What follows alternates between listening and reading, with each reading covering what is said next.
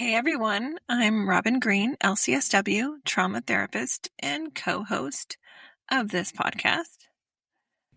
And I'm Stephanie Edsel, also a trauma therapist and your other co-host. We're really glad you're here. Okay, Robin, before we get into today's topic, I just want to say this is something I wish I had known years ago. I used to think that healing meant sitting in a therapist's office, retelling everything that ever happened to me in excruciating detail. Oh my goodness, same. I thought if I didn't cry or feel wrecked after a session, it wasn't real. It wasn't real work. And now I think some of the deepest healing comes from soft moments, from safety, from not having to go back into the story. So today, we're talking about healing that doesn't involve reliving and what that actually looks like. Because sometimes the idea of trauma therapy feels like too much. And people put off getting support for years because they think that's the only way in. Right? And the truth is there's so many other ways for healing. Some start at home, some happen with support, and some are really weird and wonderful, like animal therapy or a sand tray or laughing yoga. That's a thing, which is really cool, weird, Sounds interesting. Sounds amazing. I want to go check it out. I know. Like, why not? Right? Yeah. Why not? This episode is kind of like a menu, so you can start to get a feel for what your nervous system might want to try now or later.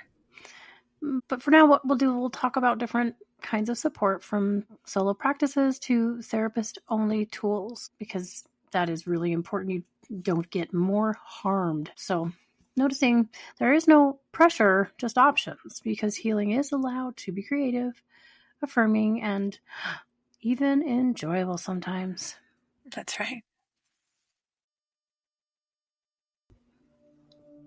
Notice something around you. A color, a sound, the feeling of your body where it's resting. There's no right way to arrive. Just being here is enough. You don't need to be ready or in the right headspace. There's room for all of you here, just as you are.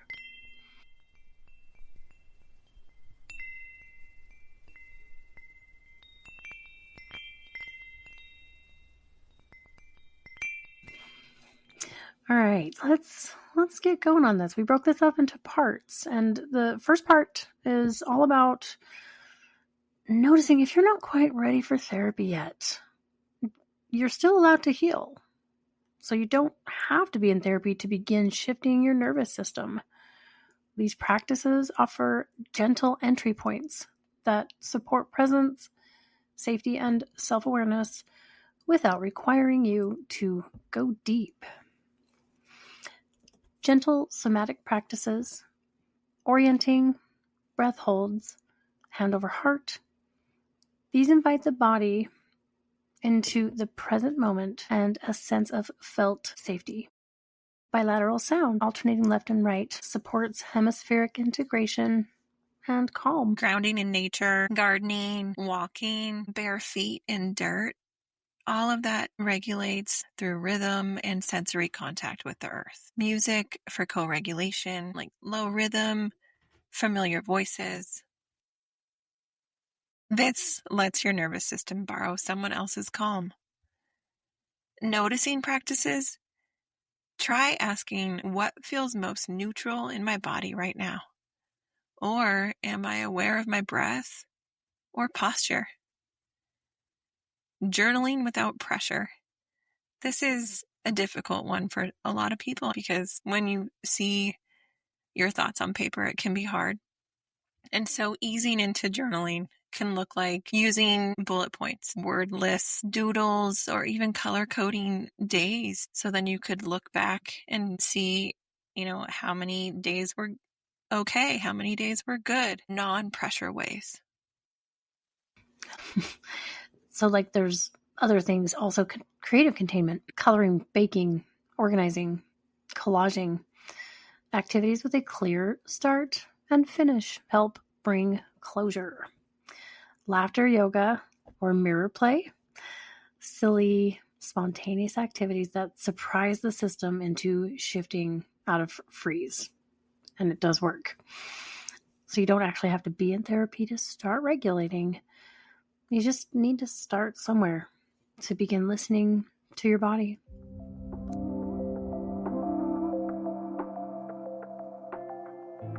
Okay. And part 2.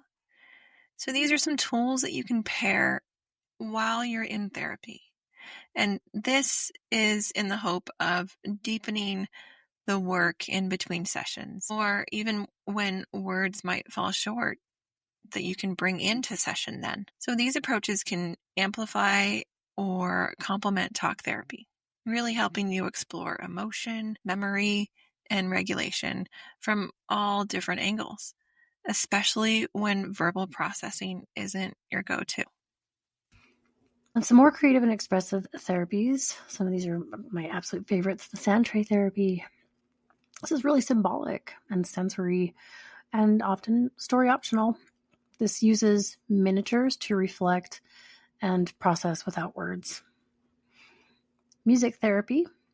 We're going to be regulating with rhythm. There's resonance and emotional movement. It's pretty powerful. Expressive arts therapy, like painting, drawing, dance, movement, poetry, ritual. Allowing safe expression through creativity is a really, really grand way to practice. Maybe I didn't know I could bring a guitar or I could paint a picture. And so it's not the same therapy world that some of our ancestors grew up in.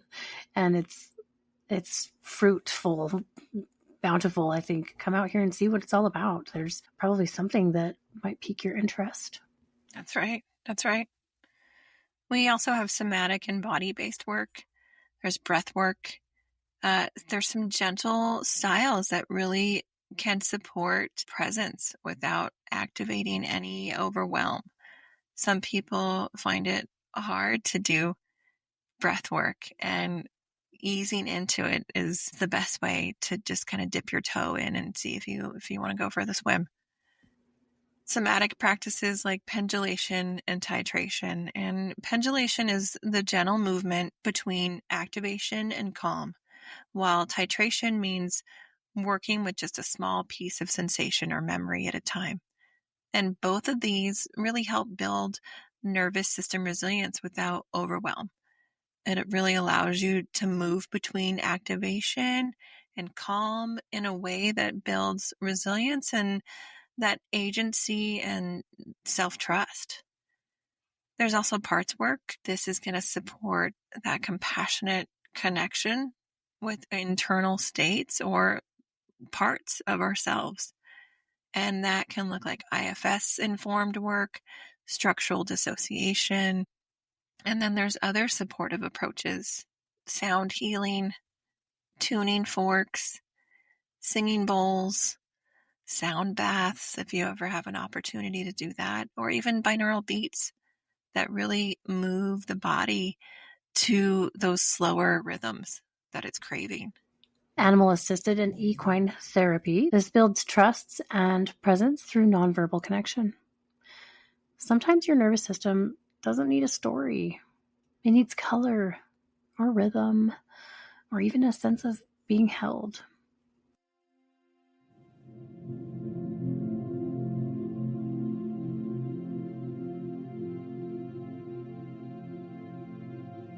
Okay, it's time for our nervous system nugget. Healing can begin in a quiet moment. You don't have to tell your whole story to shift your nervous system. Sometimes it starts with one image, one breath, or one safe rhythm.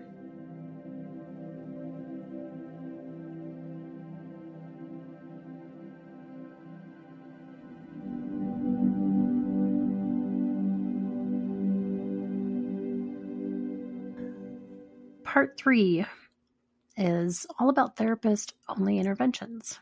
Not DIY, but often transformative when guided with care. If some of these sound unfamiliar, that's okay. You don't need to understand or try them all. And if you can hear my dog breathing in the background, that is what is happening. She's just very loud at breathing. The invitation here is to get curious about what sounds like a potential fit. Remember, we talked about accelerated resolution therapy, or ART for short. This works with image and eye movement. This does not require talking through trauma. This is currently like my favorite modality to use. I had a session last night with a person who genuinely just looked me in the eye and said, "This is what I was looking for. I'm so tired of talking about it." I said, "I know. That makes a lot of sense." And then we have EMDR, another favorite. Structured and paced. This helps the brain reprocess stuck experiences. Another one is deep brain reorienting, or DBR for short. This really gets underneath the narrative and into the body's original shock response. We also have the stellate ganglion block, or SGB. This is a medical intervention that helps calm those really intense fight or flight symptoms. There's ketamine-assisted psychotherapy. This can access blocked emotional material with support. And there's also transcranial magnetic stimulation, or TMS for short. This is gentle magnetic pulses, and you put these on areas where the brain is impacted by trauma or depression. Then there is sensory motor psychotherapy, slow, body first trauma work. Neurofeedback helps the brain shift out of old patterns by retraining itself. Hypnosis, or NLP, trauma informed only, please. This opens subconscious patterns in a safe, contained way. Listen, these aren't better. They're just other ways in. For some people, they create openings that talk therapy never could.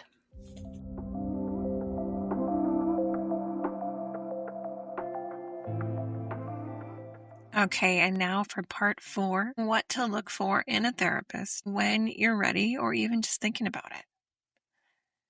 For me, I would want to look for someone who's trained in trauma and nervous system regulation, looks at attachment styles, and uses affirming, non-pathologizing language. I love that. It makes a lot of difference. We want to notice people that support pacing, choice, agency, right? They're not trying to set your goals for you or tell you what you need. Somebody that knows body cues, understands sensory needs, shut down, and freeze. Somebody that can help you feel curious, not ashamed. Right, and somebody that encourages creativity, flexibility, and autonomy. And it's really okay to shop for that right fit, and you'll know. I agree. It's kind of how every profession is, that there are some people that, like, this just isn't a really good fit, and that doesn't mean that it's bad. It's just noticing. Yep. Part 5, knowing what you're ready for. Readiness looks like curiosity. Small windows of openness. Feeling activated isn't always bad, but we want safe activation. Here's a coping tool that we call the 10% shift. If change feels overwhelming, try this. Instead of aiming for better, aim for 10% more support, 10% more presence, 10% less pressure. It's going to add up, and your nervous system notices. That's how it builds trust with you. We're really glad you spent time with us today. If this gave you something to think about, or even just a little exhale, we'd love for you to share it, honestly. Yes, and thank you for being here with us. All the comments you make when you download the episodes and listen to it, we notice and we get so excited that we are building this community. So again, thank you for being here with us. We are so glad you're part of this community. And you can find us on Instagram at 2 Therapists Walk Into a Podcast. And if you're exploring what healing could look like for you, just know there's no wrong door in. And remember, healing isn't linear, and we're here for the ride.